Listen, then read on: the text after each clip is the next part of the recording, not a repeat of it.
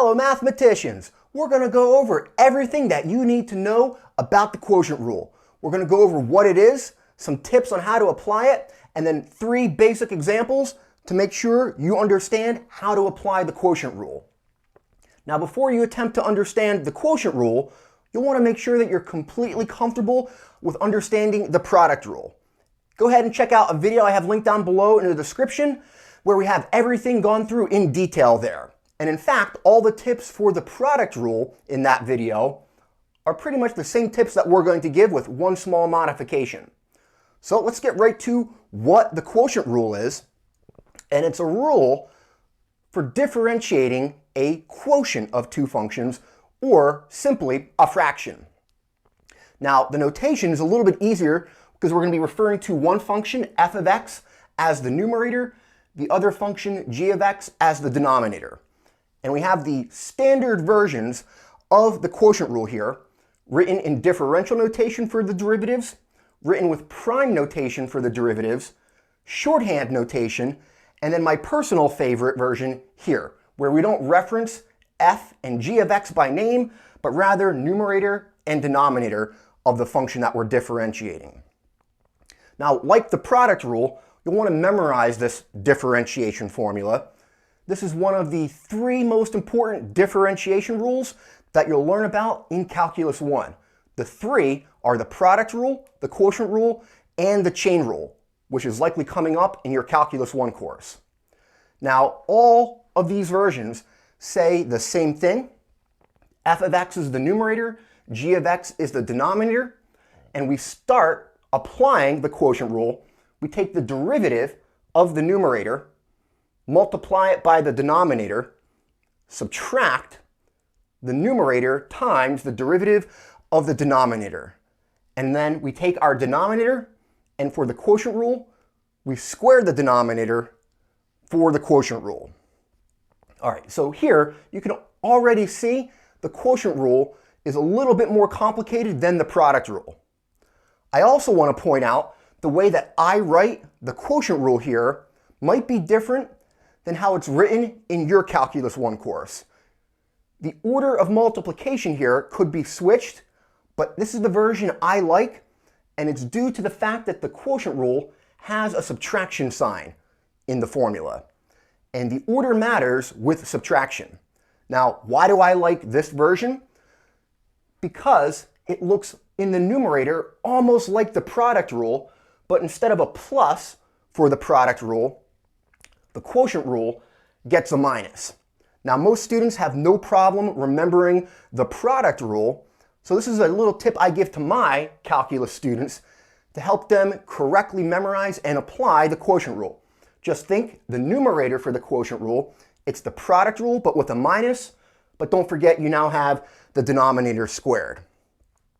All right, and then again here, due to the subtraction sign, the order does make a difference. Very common mistake that I find is students taking the terms and switching them with respect to subtraction. So just be aware of that, and you should be okay as you go through homework and practice problems. All right, so that's one thing to know the formula. The tips on how to apply the quotient rule are identical to the tips that I gave for the product rule. And again, the video for the product rule is linked down below in the description, so check that out. Now, I don't want to go through all of them in detail, but the primary tip that we're going to be using in the next part on all the problems is divide and conquer. All the work is going to be set up the same way. We're going to set up our work here. F of x is the numerator, g of x is the denominator, and we put our respective derivatives below there. The only change with divide and conquer is at the end how you combine all those pieces together. And now, instead of combining the pieces with the product rule, we combine them together with the quotient rule. And that step of combining your pieces here from divide and conquer, due to the formula for the quotient rule, again, being more complicated, you should expect in step 3 here, when you combine the pieces together, it's going to be a little bit more work. There's going to be more algebra involved in simplifying that. All right, the other 2 tips are exactly the same. Tip 2, you'll want to organize your work, and that's kind of automatically achieved if you apply divide and conquer, which we will in the problems. And the other tip, which I do want to mention again, there will be examples that your professor gives you intentionally to trick you. In other words, you might be given a fraction, but if you rewrite it, you can maybe differentiate it a lot easier. So tip 3, rewrite before you differentiate. Now with that out of the way, the formula for the quotient rule, pick your favorite and memorize it. The tips, let's go ahead and get to our first problem. Let's start with a really simple problem. The focus here is just on learning and understanding how to apply the quotient rule. If you want to go through more complicated problems on applying the quotient rule, I have those linked down below in the description. Right now, let's just understand how to apply the quotient rule with a really basic example. All right, here we have a fraction or quotient. Let's go ahead and divide and conquer. We're going to identify the numerator and denominator. So we're going to call f of x the numerator, which is e to the x. And we're going to call g of x the denominator, which is e to the x plus 1. Calculate your derivatives here, and that's really simple. The problems that maybe are more complicated than this, there might be more work in calculating f prime and g prime. And again, that's not the focus right now. We want to use simple derivatives to make sure you can understand how the quotient rule works. All right, so calculate your derivatives. And they both come out to e to the x. When you differentiate e to the x plus 1, 1 is a constant, and any constant differentiates to 0. So f prime is e to the x, and so is g prime of x. All right, the work is pretty much done. We just need to now go to step 3 and combine them together. Now, be careful. The work is organized the same way that we've applied divide and conquer with the product rule. Just be careful you don't combine the pieces with the formula for the product rule. Because we have a fraction or quotient, we're going to combine them together with the quotient rule. So just be careful of that. So we're going to get a fraction here for our derivative, y prime. All right, a good habit to get into is immediately take your denominator of your function, which is g of x, and put it in the denominator of your derivative squared. Remember, you have g squared, the denominator squared, in the denominator of the quotient rule formula. So let's put e to the x plus 1 squared in that denominator. All right, the pieces for the numerator are f prime times g, so e to the x, times e to the x plus 1. The quotient rule has a minus sign between those terms, and the other one is now f times g prime, so e to the x times e to the x. All right, and from here, we're just going to simplify that. Now, this is going to be a very common simplification in Calculus 1, where you have exponentials being multiplied. Let's just do that off to the side here. We have e to the x times e to the x, and we just need basic exponent rules. We're multiplying the same bases, so we can add their exponents. So we can write this as e raised to the x plus x, add x and x, that comes out to 2x. So this simplifies e to the x times e to the x to e to the 2x. Just be careful of that. A very common mistake that I sometimes see even some of my best students make is e to the x times e to the x as maybe coming out to something like e to the x squared. So just be careful of that. All right, and here we have e to the 2x, and when we distribute through the parentheses, that's one of the common steps when you combine your pieces back with the quotient rule. We're going to get another e to the 2x there. So let's just write this down. All right, distribute, you'll get e to the 2x plus e to the x times 1, so just plus e to the x. We have the subtraction sign from the formula for the quotient rule, and then e to the x times e to the x, we had that as e to the 2x. And that's all over e to the x plus 1 squared. All right, and a common simplification that happens at this point, once you distribute terms throughout your numerator, you're going to find that some cancel and subtract out. And here, you have e to the 2x minus e to the 2x, and we're left with, in our numerator, e to the x. And in the denominator, we have e to the x plus 1 squared. And that is the derivative of this function. Again, this was a really simple example on applying the quotient rule. Let's go ahead and get to one that's maybe a little more complicated. Our second example is also fairly simple. However, it leads to some common algebraic errors, which we'll point out.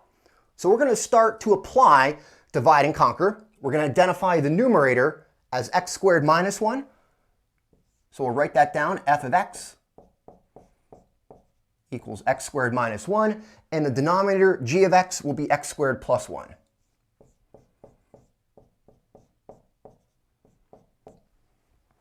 All right, for this problem, these derivatives are really simple to calculate. Both f prime and g prime just really need the power rule.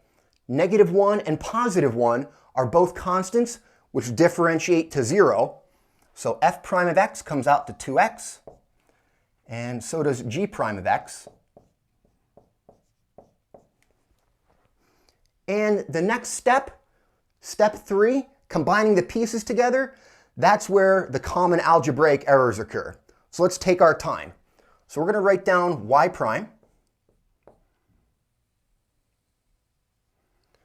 A good habit that I tell to my calculus students is as soon as you write down your formula for the quotient rule, take the denominator, g of x, and put it in there squared.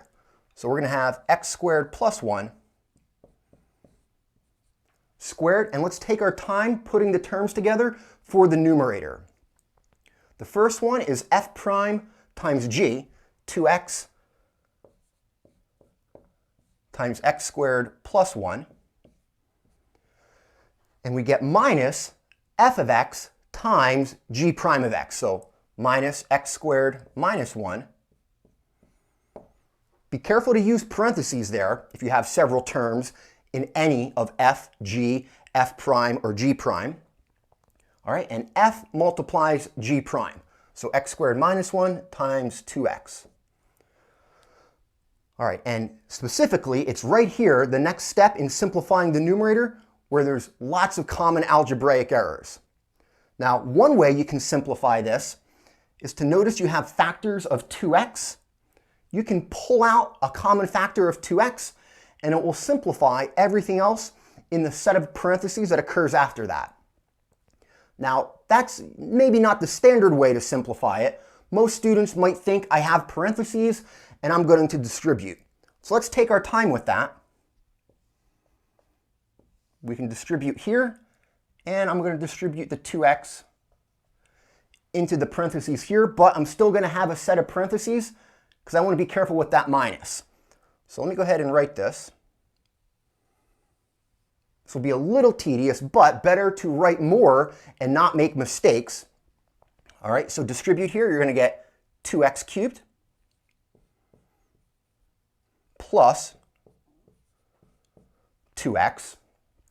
And I'm going to keep the minus here and distribute the 2x into parentheses there. So inside the set of parentheses, after the minus, we're going to get 2x cubed and then minus 2x. All right, and that's still all over our denominator squared, x squared plus 1 squared. All right, from here, we can now distribute that minus sign through the parentheses That's typically where the mistake is made. Students try to apply too many steps together here, and they lose track of a negative, which is a very common mistake. So let's go ahead and now change the signs that come after. We're going to have 2x cubed plus 2x, now minus 2x cubed. But be careful here, you have minus a negative, that becomes plus 2x. And that's all over x squared plus 1 squared. And from here, you can simplify. Notice you have terms 2x cubed, which subtract out. And you're left with like terms, 2x and 2x, which you can combine together to get in your numerator as 4x. And that's over x squared plus 1 squared.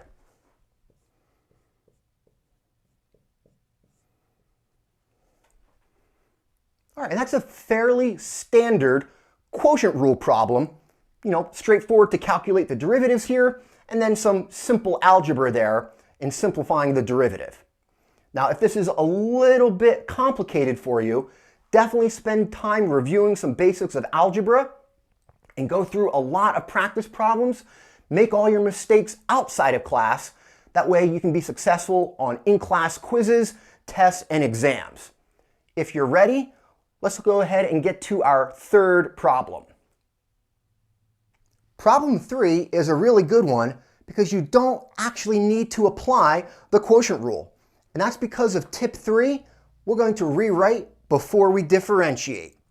We can do that here because our function contains a single term in the denominator, and we're going to divide that term, x squared, into each term in the numerator. So let's go through this problem the first way by rewriting it before we differentiate. We'll write that as 3x to the 4th divided by x squared plus x cubed divided by x squared, and then plus 1 divided by x squared. And from there, we're going to simplify each of those three fractions. So we'll write this as 3x squared plus x. And the last part, I'm going to rewrite that as x to the negative 2. That way I can differentiate that with the power rule. And at that point, that's going to be very easy to differentiate without the quotient rule. And if we go ahead and differentiate each of those terms, we're going to get 6x. That's applying the power rule. The derivative of x is just 1. And if we go ahead and apply the power rule here, bring your power 2 down, and then subtract 1 from the exponent. And that's it. Now we can rewrite this last term, x to the negative 3rd, as 1 over x cubed.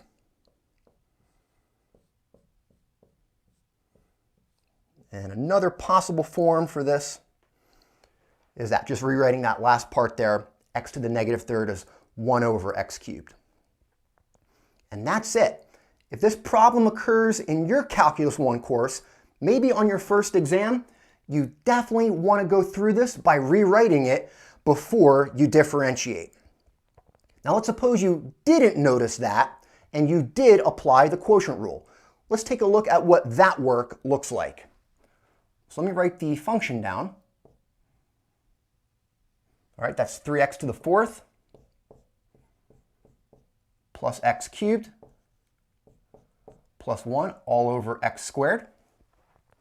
We're going to apply divide and conquer. So let's identify our numerator as f of x. All right, and we're going to write that as 3x to the 4th plus x cubed plus 1. And g of x will be our denominator here, x squared.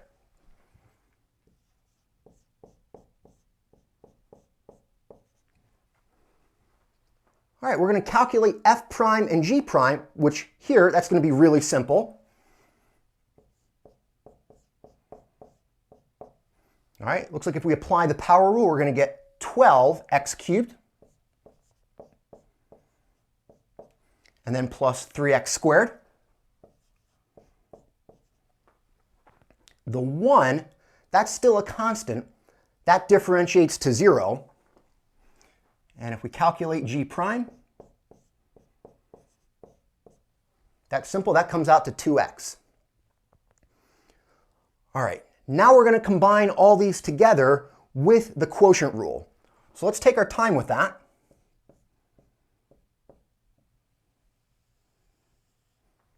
All right, and a good habit to get into that I tell to my Calculus 1 students, take your denominator g of x and write that first squared whenever you apply the quotient rule. So we're going to have x squared squared. All right, let's take our time combining the pieces for the numerator, where we're going to have f prime times g, so 12x cubed plus 3x squared. And that's going to multiply g of x, which is x squared. All right, the formula for the quotient rule has a minus. And then we have f of x. And be careful to use parentheses. So f of x is 3x to the 4th plus x cubed plus 1. And f of x multiplies g prime, which is 2x. All right, from here, the work is really just distributing x squared and 2x into each set of parentheses. Now, I'm going to take my time and not try to do too many steps at once. I'm going to just first here distribute 2x into the parentheses. I'm going to keep the minus there with a set of parentheses around that. All right, so that's a good tip to try to follow. Don't try to do too much at once. So let's go ahead and first just distribute x squared. We're going to get 12x to the 5th, and then it looks like plus 3 x to the 4th. I'm going to keep the minus with a set of parentheses, and I'm just going to distribute the 2x inside those parentheses. And if we do that, it looks like we're going to get 6x to the 5th plus 2x to the 4th, and then plus 2x. And that's going to be all over x squared squared, which we can write as x to the 4th. And just be careful there. We correctly multiply those outer and inner powers.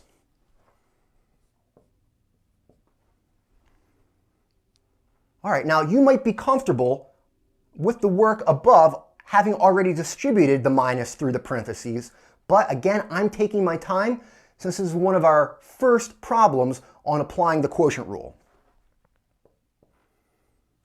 All right, now we're going to distribute that minus through the parentheses. We're going to keep the first terms there, 12x to the 5th plus 3x to the 4th. But now the minus, we're going to distribute that and get minus 6x to the 5th minus 2x to the 4th, and then minus 2x. And that's all over x to the 4th. All right, from here, we're just going to combine like terms. And it looks like we have like terms of x to the 5th. We have 12x to the 5th and minus 6x to the 5th. We can add those together to get positive 6x to the 5th. We also have some like terms, x to the 4ths.